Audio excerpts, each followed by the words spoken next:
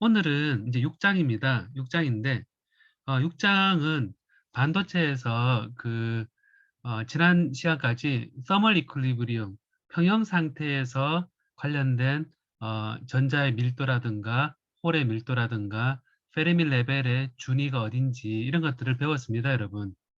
이제 그게 평형 상태에서는 열력이 열 에너지에 의해서 밸런스 밴드에서 컨덕션 밴드로 올라가고, 그리고 도핑을 통해서 익스트린직 세미컨덕터가 되면 페르미 레벨이 왔다 갔다 하는 정도를 여러분들이 수치적으로 식으로도 유도할 수 있었고, 그리고 그 온도에 따라서 캐리어 농도가 어떻게 되고, 그리고 페르미 레벨이 어떻게 되고, 이런 것들을 다 유도를 할 수 있었습니다. 여러분, 온도에 대한 의존성은 이 도핑에 의해서 캐리어가 얼마나 많이 있나 없나 라는 부분뿐만 아니라, 그 실질적으로는 전자제품이 있다면 그게 이제 작동 온도가 있죠, 그죠?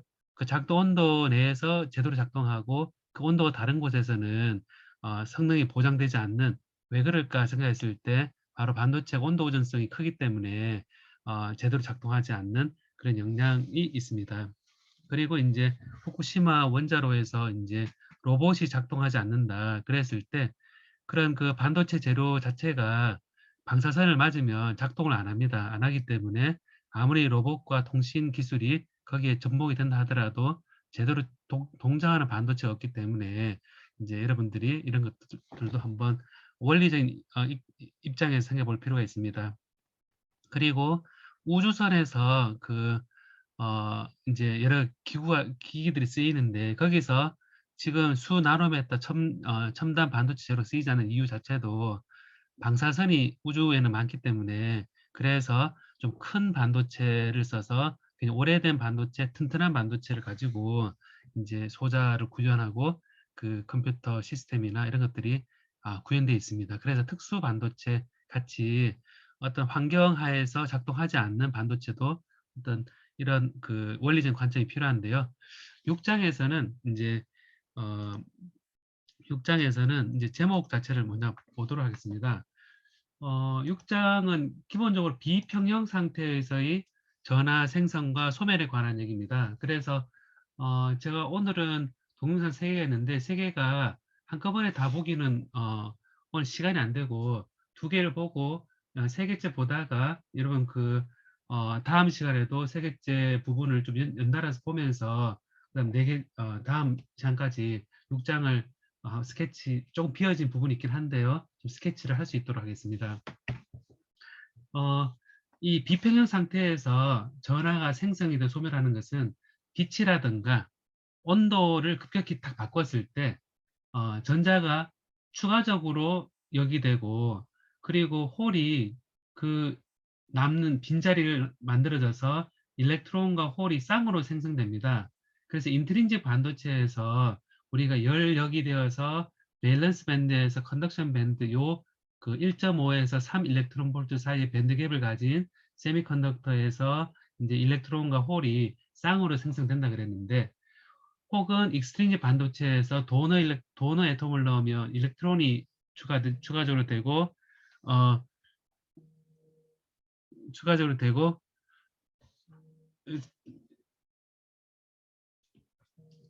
추가적으로 되고요.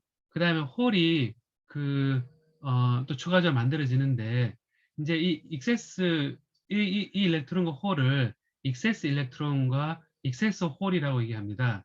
그래서 이것은 평형 상태가 아니라 급격하게 짧은 순간에 비평형 상태로 급격히 생성될 수 있어서 이거를 하는데, 새로 생기는데, 얘 일렉트론과 홀은 재결합을 할 수 있습니다. 재결합에 의해서 시간에 따라서 이제 숫자가 점점 줄어들게 되거든요. 그 점점점 일렉트론이 감소하고 홀이 감소하는데, 이것은 주변에, 예를 들어서 익세스 일렉트론이 있는데 주변에 홀이 많이 있는 상태다. 그러면 이제 홀과 결합을 해서 이제 일렉트론이 쭉 줄어들겠죠. 그 다음에 익세스 홀이 있을 때 주변에 머저리티 캐리어가 일렉트론인 경우에, 이제 이 홀은 그 일렉트론이 많은 머저리티 캐리어의 일렉트론과 결합을 해서 또 재결합 없어질 수 있겠죠. 그래서 비평형 상태가 만들어지게 됩니다. 그러니까 전자와 홀이 익세스 일렉트론, 익세스 홀로 쌍으로 생성되었을 때 주변 환경에 대해서 재결합을 통해서 그 양은 어, 생성도 되기도 하고 소멸되는 부분입니다. 그리고 생성과 소멸이 되고 나면 그 다음에 이제 이것이 주변에 흩어지거든요. 흩어지면 이 그 전하 밀도가 이제 일반적 흐름에 의해서 흘러가는 전류가 있고요.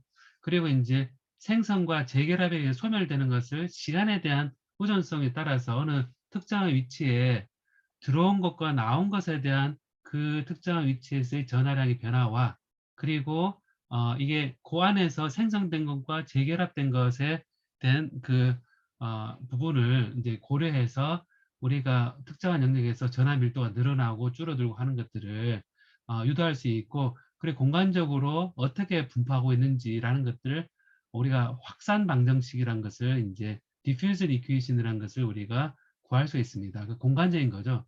자, 그럼 우리가 이제 여기서 6장에서도 보면 계속 캐리어 농도에 관한 부분, 그리고 캐리어 어떻게 디퓨전 해가느냐, 그리고 드리프트 해가느냐 하는 부분들을 지금 계속 다루고 있습니다. 그리고 이제 세 번째 파트는 오늘 다 듣지는 못할 거고요. 다음 시간 연달아서 같이 들어야 될 텐데, 앰비폴라 트랜스포터를 해서 이 일렉트론 홀이 같이 다닙니다.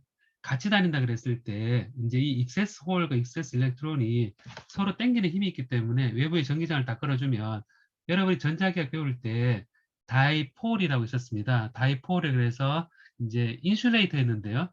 그 다이폴이 전기장을 끌어줬을 때 그 전기장에 의해서 정렬이 되는 그런 상황과 비슷하게 이 익세스 홀과 익세스 일렉트론이 서로 바인딩 에너지를 가지고 있습니다.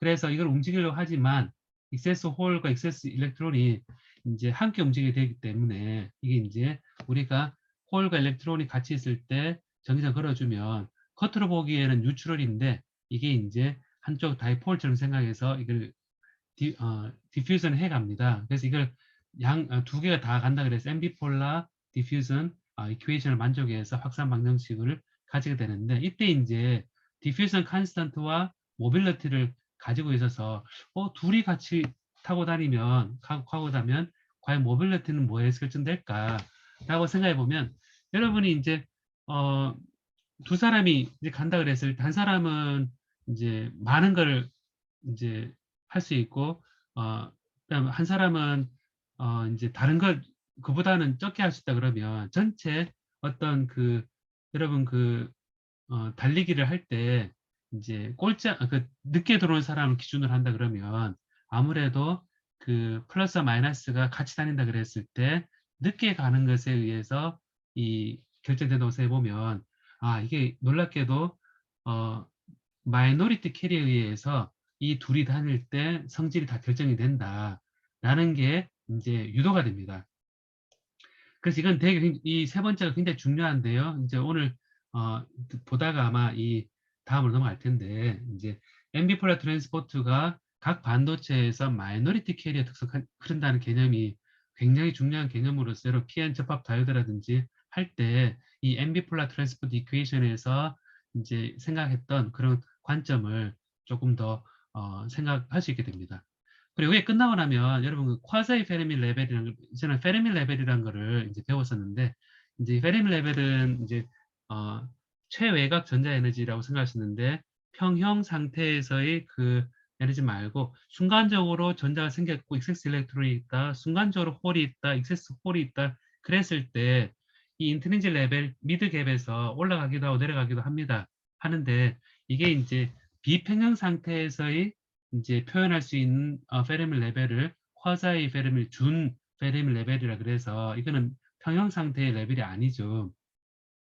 그래서 이런 쿼자 페르미 레벨이라는 거를 얘기를 하고, 이 쿼자 페르미 레벨 전자가 더 생기기도 하고 홀이 생기고 하는데, 이게 이제 지나갈 때 이제 이 반도체 내에서 우리 도핑을 했을 때 도너 애톰 주위에 전자가 돌고 있다 이런 그래서 그 에너지 레벨이 여러 개로 있는데 그중 한 개만 우리가 그림에서 표현했는데, 이런 것들 트랩이라 그럽니다. 트랩이 어떤 이제 있으면 지나가던 전자가 캡처될 수도 있고 그 다음에 캡처되어 있던 전자가 나갈 수도 있거든요. 여러분이 그 모래사장에서 뛰면 잘 못 뛰잖아요. 그 왜 그러냐면 뛸 때 발이 딱 모래에 박혀버리니까 딱딱한 콘크리트 발 뛸 때하고 모래사장을 뛸 때는 다릅니다. 그래서 전자 입장에서도 이런 우리가 얘기할 때 디스오더 어떤 무질서도가 생겨서 규칙성이 깨어진 그런 곳에 전자가 지나가서 캡처될 수도 있고, 캡처된 전자가 나올 수도 있습니다. 그럼 바깥에서 봤을 때는 흘러가던 전자가 사라졌고, 없던 전자가 갑자기 탁 나왔고, 이런 걸로 생각해서 전자가 제너레이션 됐다가 리컴비네이션 됐다, 이런 거를 우리 앞서 얘기했던 익세스 일렉트론, 익세스 홀이란 것이 눈에 보이는 것처럼 생각할 수 있습니다. 그래서 이 트랩이란 거를 이제 소개를 하고, 그리고 이 경우에서도 이제 일렉트론과 홀이 트랩 때문에 들어갔다 나오는 이런 현상, 그 익세스 일렉트론과 익세스 홀이 서로 결합하는 뿐만 아니라 가다가 트랩에서 사라졌다가 다시 트랩에서 생성되는 그런 상황에서 결국 또 마이너리티 캐리어가 이 반도체에서 중요하다라는 겁니다. 사실 6장이 내용이 되게 좀 어렵습니다, 여러분. 어려울 수 있기 때문에 이 개념을 잡는 게 굉장히 중요합니다. 자, 그러면 여러분 그 6.1에 그부터 시작해서 6장의 목표 자체가 요약을 한다 그러면 비평형 상태, 급작스러운 온도의 변화나 혹은 빛을 쪼인다거나 혹은 뭐 방사선을 탁 쬐어서 순간적으로 전자나 홀이 딱 생긴다거나 하는 그런 평형 상태가 아닌 어떤 과도 상태에서의 이제 전하가 생성되고 얘가 흘러가는 상황, 포토 다이오드라든지 센서 특성을 봤을 때 어떤 갑작스럽게 외부에 생긴 그런 상황에 대해서 어떻게 생성이 되고 얘가 흘러가는지에 대해서 배우는 게 바로 6장입니다. 그래서 내용은 어렵지만 여러분들이 한번 이 상태에 대해서 하나씩 따라가면 그래도 핵심은 여러분 이해할 수 있지 않을까. 이 오늘과 목요일 걸쳐서 요 4개를 배워보고자 합니다. 물론 여기 4개 없는 부분도 제가 실시간으로 설명을 해줄 예정입니다. 자, 그러면 이 첫 번째 동영상 22분인데요. 한 25분 정도 듣는 걸로 생각해서 요거는 첫 번째는 이제 그다지 포즈 많이 안 해도 이해가 되지 않을까 싶습니다. 40분까지 지금 15분 돼 가니까 40분까지 요 첫 번째 동영상을 보기 바랍니다. 알겠습니까?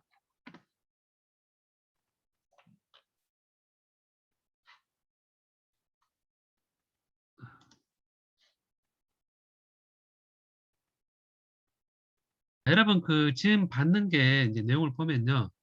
어, 지금 이제 그 서머 이퀄리브리엄에서 서든 체인지, 갑작스러운 변화에 의해서 이제 이 밸런스 밴드에서 컨덕션, 이거는 K 스페이스상에서 표현한 것이고, 이거는 스페이스 공간상에서 표현한 밴드 다이그램인데, 이렇게 올라가서 트랩이 있을 수도 있고 전자가 사라질 수도 있고, 어쨌든 일렉트론 홀 페어가 생기기도 하고요.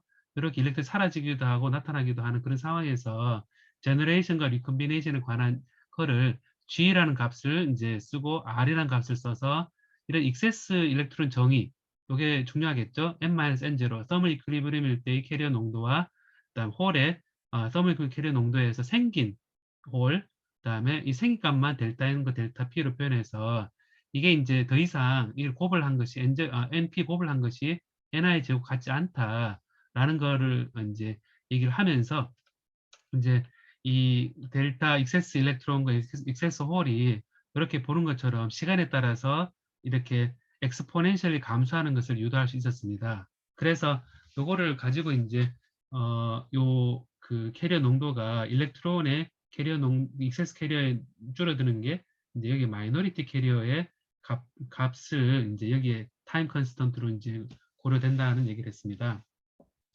자, 그래서 이거를 가지고 이런 출발을 통해서 다음에는 이제 어떤 걸 하냐면 이제 실제 제너레이션 리컴비네이션이 아니라 이제 그거를 포함해서 실제 차지가 이렇게 들어오고 나오고 할 때 이 증류미들 속에 작은 증류 속에 들어오고 나온 것까지 다 고려한 익세스 캐리어의 양에 대해서 우리가 컨티뉴티 이퀘이션이라는, 이거는 이제 전류 밀도 방정식, 전류 밀도에 대해서 그 유도하는 전자기학에서도 여러분 배운 건데요. 이거를 통해서 이 전자 농도와 홀의 농도에 관해서, 전자 농도와 홀의 농도에 관해서 이런 좀 복잡하지만 미분 방정식, 요 보면 이 공간에 대한 2차 미분과 시간에 대한 1차 미분, 그다음에 공간에 대한 미분 이런 것들이 제너레이션과 리컴비네이션 다 고려해서 과연 이 이 작은 볼륨소에 생긴 일렉트론 홀, 익세스 일렉트론, 익세스 홀의 값이 주입이 될 수도 있고요. 혹은 나갈 수도 있는 상황. 이 네 가지를 고려했을 때 과연 이 시간적으로 혹은 공간적으로 그 주위의 값이 얼마나 시간에서 바뀌어가느냐라는 첫 번째 방정식을 세워보고자 합니다. 그래서 여러분 좀 어렵긴 하지만 요거를 이제 요 두 번째 동영상도 그 뭐냐면 전체 흐름을 냈듯이 플럭스라는 개념을 우리가 플럭스가 단위 면적당 단위 시간당 흘러가는 것의 개수거든요. 개수인데 거기 차지량을 곱을 하면 전류 밀도가 됩니다. 왜냐하면 단위 시간당 차지량은 바로 전류가 되고 단위 면적당이니까 바로 전류 밀도가 되는 거거든요. 자, 그래서 바로 두 번째 동영상을 들어보고자 합니다. 두 번째 동영상을 이제 지금 23분 39초 됐는데 지금부터 시작해서 음, 지금부터 시작해서 25분, 10분, 10분, 아니 거의 끝나버리네요. 그러면 10시 10분까지 두 번째 동영상을 보도록 합시다. 알겠습니까? 예, 두 번째 동영상을 봐주기 바랍니다. 제가 화면 공유를 하겠습니다. 지금 방금 여러분들이 이제 봤던 동영상에서 나온 것들은 이제 익세스 캐리어에 관한 얘기를 하고 있습니다. 그러니까 익세스 캐리어는 어떠한 넌 이퀄리브리엄 상태에서 이퀄리브리엄보다 좀 추가되어 있는 전하를 얘기하고 그래서 델타 P하고 델타 N이라는 값으로 우리가 계산을 했고요. 이게 이제 사라집니다. 이게 굉장히 작은 양이기 때문에 사라집니다. 그리고 항상 쌍으로 생기기 때문에 델타 N과 델타 P를 이제 얘기를 하고 스몰 g로 표현된 것은 익세스 캐리에 관한 얘기고요. 그리고 리컴비네이션 일반적인 부분은 그 이퀄리브리엄 상태까지 다 고려한 것이 대문자 g로 표현된 것입니다. 그래서 여기서는 이제 소문자로 표현된 것은 익세스 캐리어에 관계되는 것만 리컴비네이션으로 분사해서 보여주는 것입니다. 이 식을 방금 유도했을 텐데요. 보면 의미를 잠깐 보면요. 왼쪽에는 익세스 캐리어 어떠한 이유로 조금 생긴 여분의 홀 혹은 여분의 전자가 이 디퓨전에서 옆으로 빠져나갈 수 있습니다. 그래서 그 로컬한 위치에 있는 익세스 캐리어가 밖으로 빠져나가서 이제 혹은 들어와서 이렇게 그 흘러서 생기는 농도차가 생길 수밖에 없겠죠. 그래서 익세스 캐리어의 농도차에서 들어오거나 나가는 것에 대한 어떤 변화값. 그리고 여기에 모빌리티가 곱해져 있고 이 필드가 있는 거 보니까 아마도 전기장에 의해서 이제 이 익세스 캐리어가 힘을 받아가지고 들어오는 그런 값에 해당되어 있구나 라고 생각을 하면 되고요. 그 다음에 GP는 여기에서 그 위치에서 제너레이션 되는 거, 빛에 의한 거나 로컬하게 온도 차이에 의한 거나 여러 가지 넌 이퀄리브리엄 상태에서의 외부 자극 때문에 생기는 제너레이션 부분입니다. 그리고 리컴비네이션은 줄어들겠죠. 그죠? 줄어드는 것을 표현하고 있습니다. 그리고 여러분 디퓨전 할 때 이 일렉트론과 홀은 서로 반대 방향의 값을 가지고 있기 때문에 그래서 이제 이거를 보면 뮤 P가 하나는 마이너스 하나는 플러스로 돼 있죠. 이전에 배웠던 그 모빌 커런트 덴시티하고 그 다음에 모빌리티를 고블한 일렉트릭 필드하고 컨덕티비티를 계산할 때 이 부호가 홀과 전자가 어떻게 됐었는지를 한번 체크를 해보기 바랍니다. 그래서 어떠한 특정한 위치에서의 시간에 대한 그 익세스 캐리어의 변화는 공간적으로 밀도 차이에서 확산해서 들어오는 것과 전기장에 의해서 드리프트해서 들어오는 것과 그리고 제너레이션 되고 리컴비네이션 사라지는 것에 대한 식으로 표현된다라고 하고 이 식이 디퓨전이 되어서 우리 최승훈 씨가 질문했던 것처럼 이 일렉트릭 필드에 의한 것과 확산과 그리고 제너레이션 리컴퓨션 다 포함한다고 할 수 있습니다. 자, 그래서 여러분 첫째 주에서는 전반적 양자역학이나 이 물성에서 배웠던 거를 했다면 둘째 주, 셋째 주 보면 다 전하의 농도에 관한 페르미 준이 이퀄리브리엄일 때 상태 한 거를 배웠고요. 그 다음에 반도체 전류 흐름을 배움으로써 다음엔 어떤 걸 배우는 예측할 수 있겠죠. 넌 이퀄리브리엄 상태에서의 캐리어를 지금 배우고 있고 다음번에는 이제 PN 다이오드를 해서 이 전류 흐름에 관계되는 것까지가 다 예측되는 것이 이번 중간고사 때까지 진행되는 PN 다이오드입니다. 그래서 전자회로 실험 시간에는 수업 시간에는 이게 렉티파잉 커브를 그려주는 게 이제 아주 훌륭한 발명품으로서 의미가 있는데 이것이 어떻게 드리프트 디퓨전에 의해서 그다음 마이너리티 캐리어, 메저 캐리어에 대해서 어떻게 유도가 되는지 여러분 보기 바라고요. 제가 한 가지 부탁이 있는데 여러분 그 부탁이 뭐냐면 오늘 이제 세 번째 동영상 있죠? MB 폴라 트랜스포트 이퀘이션 다음 시간에 하긴 할 겁니다. 이거 다음 시간에도 요거 처음부터 어차피 미뤄졌으니까 할 텐데 여러분이 예습 차원에서 한 번만 보고 오면 다음 시간에 한번 다 같이 볼 때 조금 더 이해가 될 거라 생각합니다. 오늘 특히 복습을 좀 잘 해주기 바라고 다음 예습을 여러분에게 부탁합니다. 자, 오늘 여기까지 하겠습니다. 질문은 여러분 그 토론방 해주기 바라고 많이 어려운데요. 이번 주는 특히나 이제 고비니까 잘 따라와 주기 바랍니다.